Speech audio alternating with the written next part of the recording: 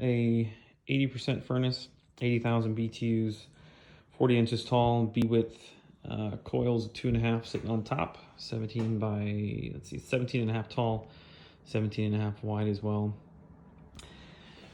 4-inch vent wrapping around the back. It's actually a pretty long run. You can see at some point the masonry chimney was taken out.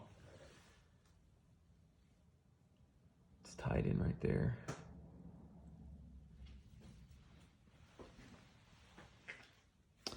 An unfinished basement, bottom of the steps. There's an entrance around the back.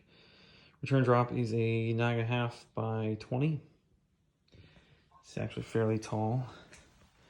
It's 87 inches from the bottom of the return up there to the top, which if we need to make that any bigger, we got plenty of room to do so. Gas line.